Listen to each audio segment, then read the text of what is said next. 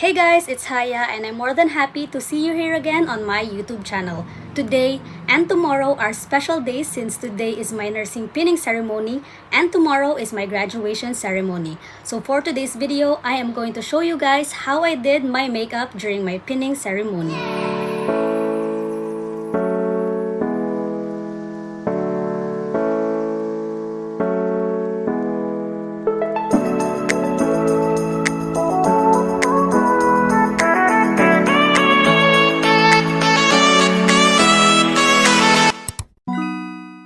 So to make this video less boring, I am going to share to you guys my unforgettable moments as a nursing student while doing my makeup.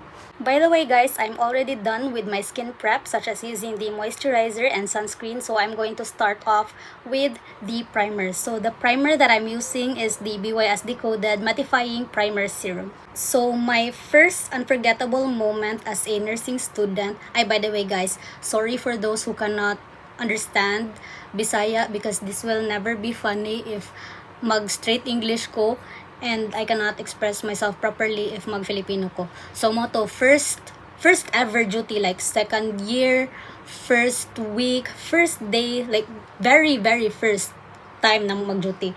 And then I was not even at the half of our shift because our shift was like 6 a.m. to 2 p.m.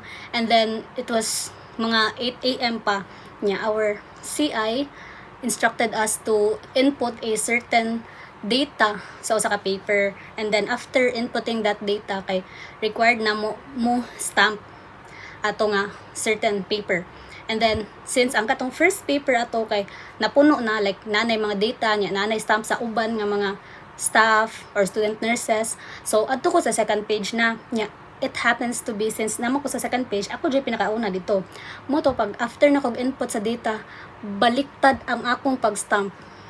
Like, baliktad siya. Ako nga nasa ubos, nagtuwad siya. So, klaro kayo siya, kay ibabaw man siya sa papel. Klaro kayo to siya. And then, mo to, that's when I realized na kailangan gid kag presence of mind while in the duty, since may gali katura akong sayop ato kay dili ka nang grabe ba kay we are dealing with lives ba in hospital. So mo to siya murag wake up call to nako siya nga dili magtinanga sa duty kay seryoso ba gid sad ang kanang trabaho no, dili ta magtanga-tanga. So for my base guys, I'm using two products and these are the Careline Oil Control Skin Tint and the BYSD coded mattifying foundation. So since feeling nako dili ni nako shade, and then kani dili ni very, it doesn't give much of a coverage, so ako siyang i-mix. By the way guys, I'm not a makeup guru and I do not have that much of an idea when it comes to makeup, but since 2 consecutive days ang among events, I do not have the budget to pay for a makeup artist for 2 days. So that's why I'm doing my makeup sa pinning, and then also dili man sad allowed ang heavy makeup sa pinning ceremony.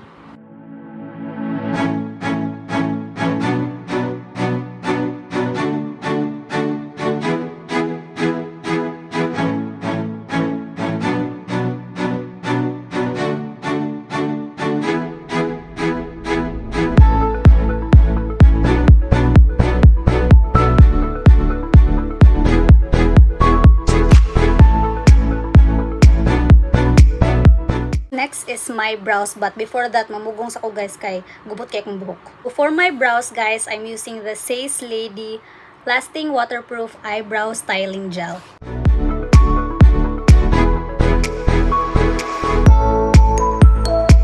For my eyeshadow guys, I'm using the Careline Play to Slay Full Face Palette, and the first shade that I'm using is this shade right here. So moving on sa akong unforgettable memories as a nursing student, the next one did not happen sa hospital duty.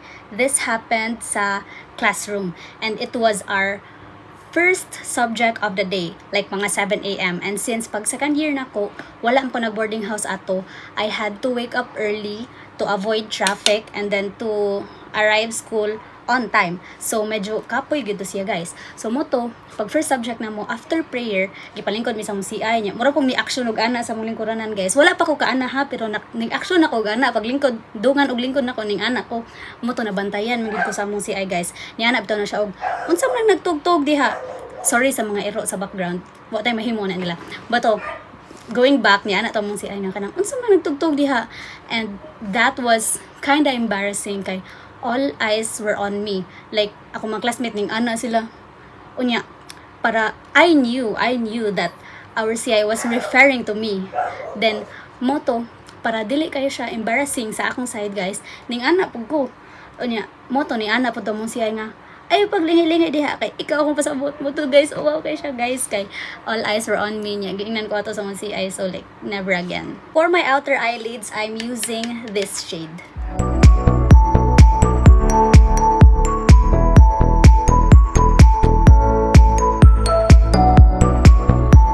Pantay ra ba siya guys, murag dili pero we'll clean that later on. For my inner eyelids, I want it shimmery so I'm using the Barbie and BYS Stay Golden Highlighter Palette and I'm using the shade Vacay.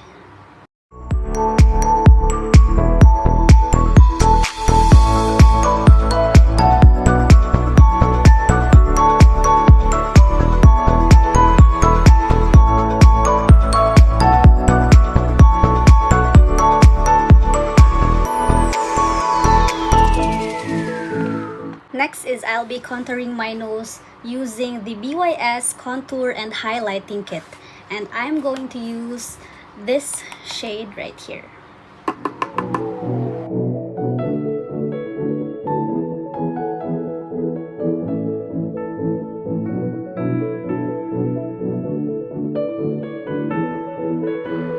I'm also going to highlight the tip of my nose using the same palette in this shade.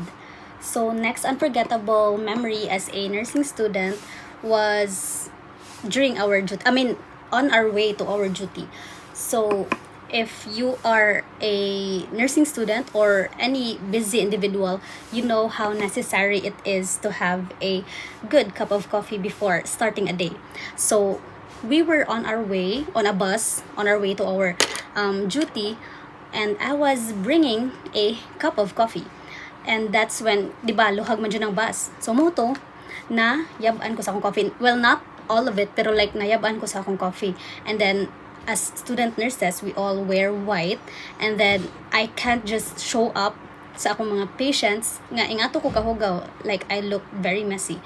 So, pag abot na mo sa hospital, nagdali-dali ko og adto sa lababo sa hospital para maglaba. And then, luckily, na ay sabon, like, powdered soap sa lababo. I don't know why, pero maybe that was for me. So moto, akong gibasan ang ako ang gamay lang din nabasa ang ako uniform. Ako siyang giana-ana atong sabon, and then wala na nako siya gi-rinse kay para di siya mag-soak. So ako ang gibuhat, ako ra siyang gianaan og kuan wet wipes. And then moto, mura walay bakas nga nayaban kog coffee. Like that was so messy, and then nawala ra siya. So I find it very resilient. So that's why I consider it as an unforgettable memory as a student nurse. Next is I'll be doing my blush, and I'm using the BYS Decoded Lip and Cheek Tint ba ni siya? I'm not really sure kay di na nako siya mabasa kay overused na kay siya. And then actually I'm not really good at this step kay usahay mura ra siya wala, and then usahay grabe ra pud kay siya. So just bear with me in this one. Another unforgettable moment as a nursing student kay sa duty po ni, pero wala pa kasugod, like it was 3 minutes before our duty, and then naguba ang akong cap like nursing cap nya. Sa among nursing cap nanay gamay nga kanang string kay kung asa i-attach ang kanang murag pin gali sa buhok niya para iana dire.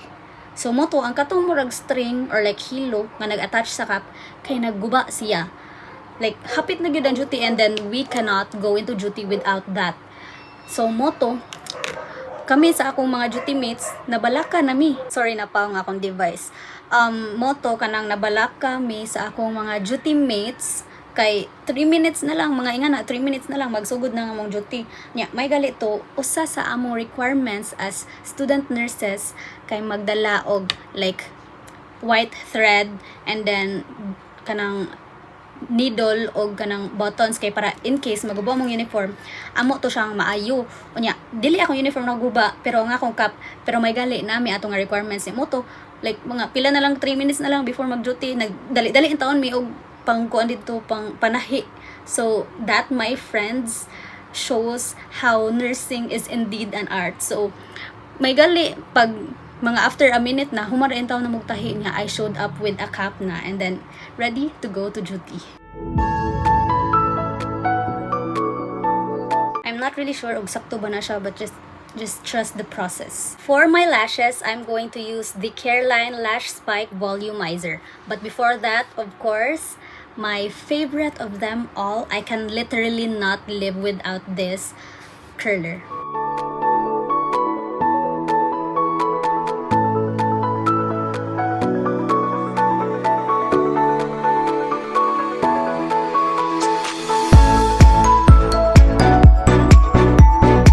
I'm not sure if the camera gave justice kay bati ang akong lighting niya. I'm just using the front cam of my iPad kay mo sa niya akong gigus nga mirror, but don't worry guys, after ani tanan kay mo adto tawag nindot nga lighting og nindot nga camera like back camera para makita ni nato og tarong nga to ang look later on. Next is I'm going to set my face or like mattify my face using the Bare & Bliss Blue Matte Soul Matte Loose Powder.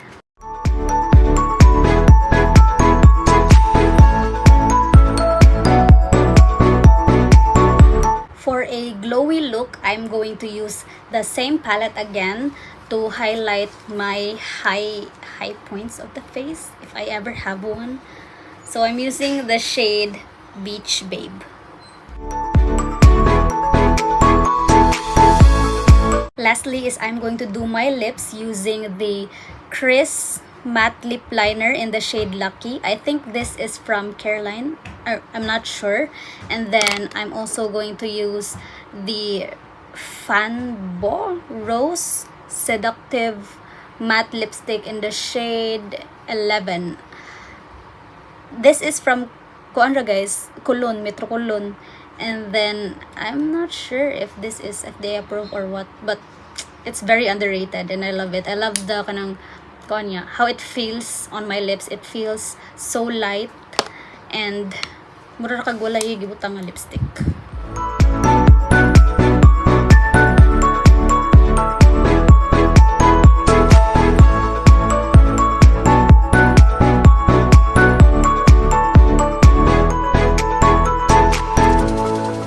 I'm finally setting my face using the Everbilena Pro Lock That Look Makeup Setting Spray. Next is I'm going to do my hair off cam and then I'll be back to show you guys the final look.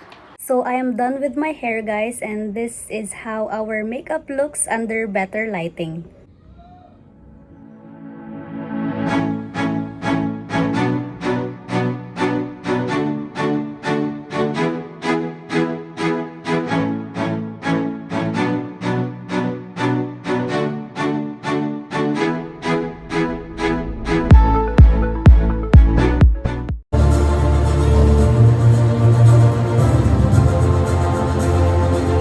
Hya Ceballos.